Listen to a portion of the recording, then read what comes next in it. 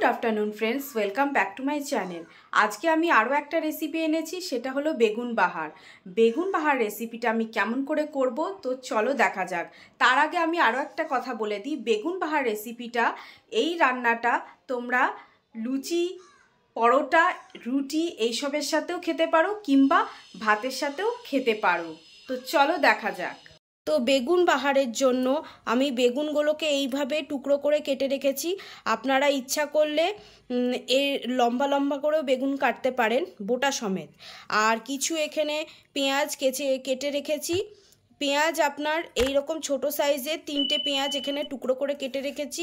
আর এখানে কিছু রসুন আর আদা টুকরো করে কেটে রেখেছি, আর কয়েকটা চিরা লঙ্কা রেখেছি। আর এখানে গোটা একটা টমেটোকে এই রকম করে টুকরো করে কেটে রেখেছি, এই যে এইভাবে পাতলা পাতলা করে। তো চলো বেগুন বাহার রেসিপিটা আমি তৈরি করি। আমি একটা মশলা রেডি করে রেখেছি। এই মশলাটার মধ্যে আছে আদা রসুন বাটা, আর আছে জিরে গুঁড়ো, হলুদ গুঁড়ো আর কাশ্মীরি রেড চিলি পাউডার। এটা আমি একটু জল দিয়ে মশলাটার পেস্ট তৈরি করে রেখেছি। তেল গরম হয়ে গেছে, আমি এবারে তেলের মধ্যে একটু হলুদ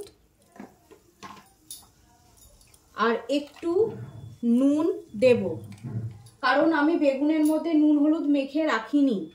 এইবারে ফ্লেমটা লো করে আমি বেগুনগুলোকে একটা একটা করে এর মধ্যে দিয়ে দেব ভাজতে।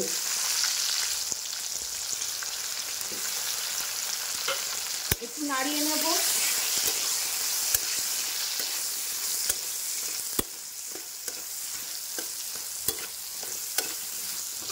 এবারে বেগুনটা একটু ভাজা ভাজা হোক।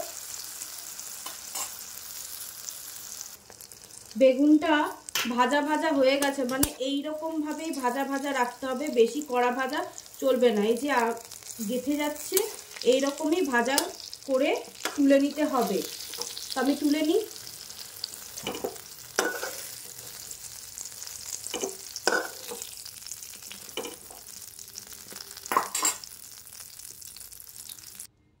তেলের মধ্যে ফোড়নে দেব আমি শুকনো লঙ্কা একটা, আর দেব তেজপাতা, কিছু কাঁচা লঙ্কা চিড়ে রেখেছি, সেগুলো অল্প আমি দিয়ে দেব।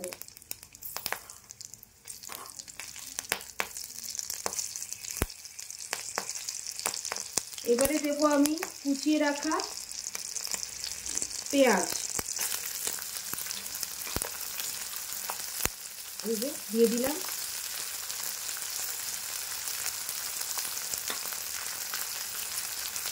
আর একটু দেব আমি নুন, যাতে পেঁয়াজটা তাড়াতাড়ি নরম হয়ে যায়। একটু নাড়িয়ে নেব তেলের মধ্যে।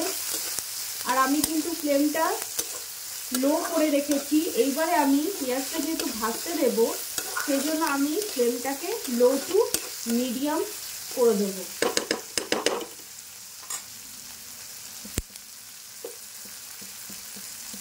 ঢেকে দেবো এবারে আমি।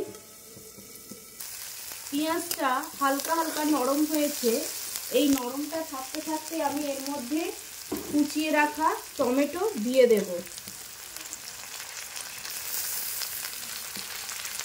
আবার আমি নাড়িয়ে নেব।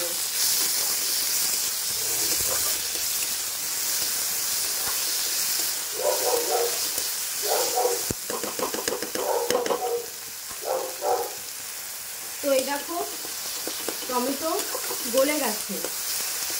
এইবারে আমি এর মধ্যে যে মশলার পেস্ট তৈরি করে রেখেছিলাম, সেই পেস্টটা দিয়ে দেব।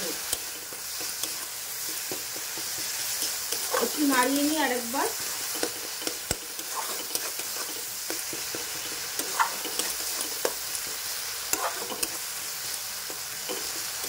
খুব করে নাড়াতে হবে, যাতে টমেটোর যে কাঁচা ভাবটা থাকে, গন্ধটা, সেই গন্ধটা যাতে নষ্ট হয়ে যায়। কাঁচা ভাবটা থাকলে রান্নার স্বাদ তৈরি হবে না।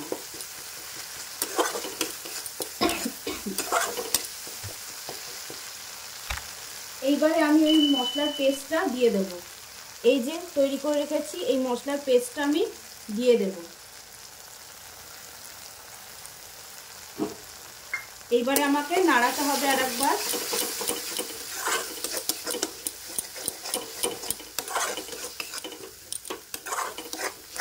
মশলাটা দিয়ে করে খুব করে নাড়াতে হবে, না নাড়ালে মশলাটা কাঁচা ভাব গন্ধটা থাকবে না।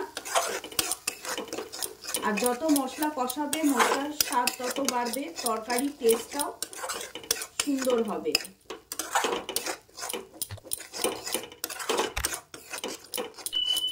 আমি একটুখানি সাঁড়াশি দিয়ে চেপে ধরি, কড়াইটা নড়ছে, ঠিক করে নাড়াতে হবে।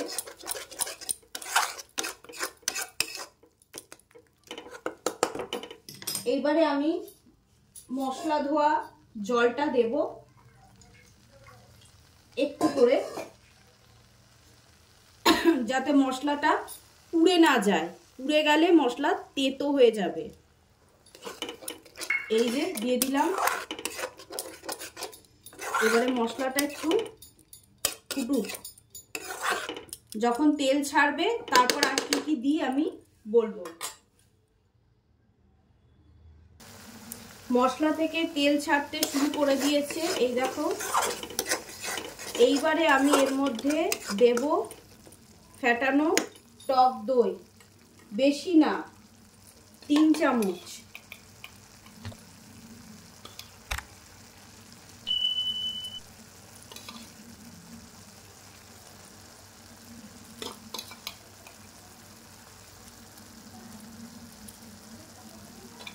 আগে থেকে ফেটিয়ে রাখতে হবে টক দইটাকে।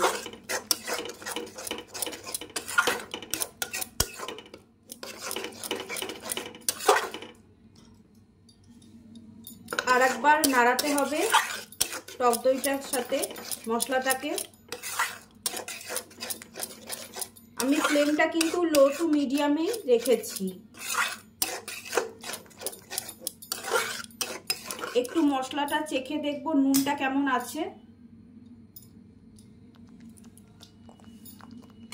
নুন কম আছে, নুন দিতে হবে।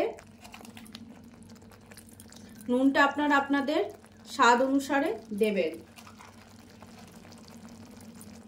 দেখবেন যাতে বেশি না হয়ে যায়। প্রথমে কমই দেবেন, তারপরে মশলা থেকে একবার চেখে দেখে নেবেন, বা ঝোল ফুটতে ফুটতে চেখে দেখে নেবেন যে নুনটা কিরকম আছে। যদি মনে হয় নুন ঠিক আছে তাহলে দেওয়ার দরকার নেই, আর যদি মনে হয় কম হয়েছে তাহলে একটুখানি আন্দাজ মতো দিয়ে দেবেন নুনটা। এবারে এটা আমি ঢাকা দিয়ে রাখবো লো টু মিডিয়াম ফ্লেমে।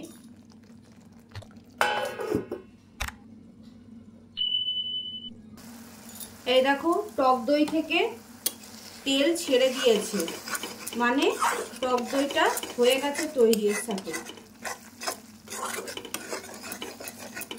আর একবার একটু আমি নাড়িয়ে চাড়িয়ে দেব।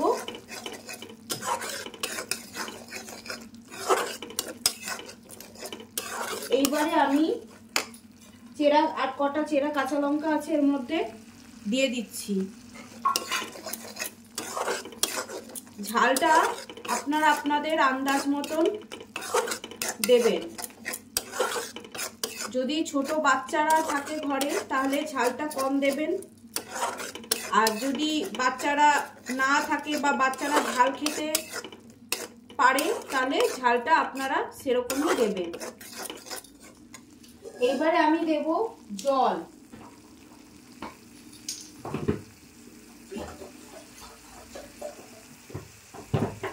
জল বেশি দেওয়া যাবে না, কারণ এটা একটু মাখা মাখা হবে। তো জলটা আমি খুন্তির মধ্যেই দিয়ে দেবো, কারণ খুন্তির মধ্যে অনেকটা মশলা লেগে আছে।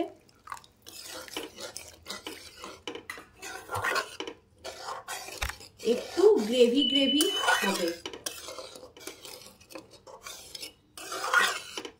তো ঝোলটা ফুটুক, তারপরে আমি ঠিক নামানোর আগে দেব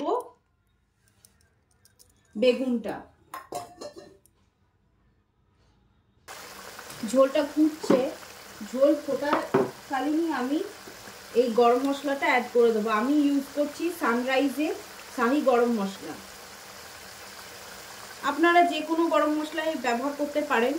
ইচ্ছা করে ঘরেও তৈরি করে রাখতে পারেন, তো আমি এই গরম মশলাটাই ব্যবহার করি।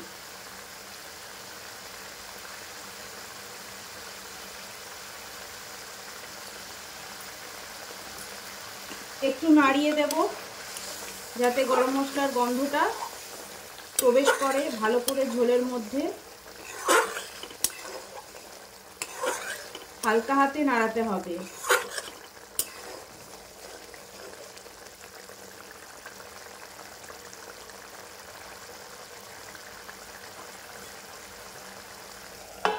ঢেকে রেখে দেবো আমি এবারে।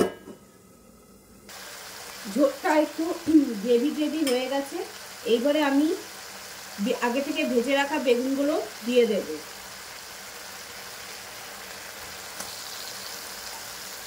আস্তে আস্তে দিতে হবে যাতে তেল বা ঝোল হাতে ছিটে না আসে। এবার একটুখানি নাড়িয়ে চাড়িয়ে ঢাকা চাপা দিয়ে রাখতে হবে লো টু মিডিয়াম ফ্লেমে।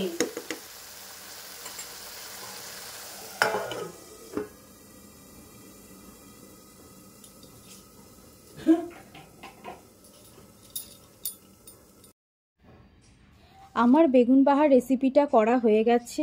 আমার এই বেগুন বাহার রেসিপিটা আপনাদের কেমন লাগলো অবশ্যই কমেন্ট বক্সে জানাতে ভুলবেন না।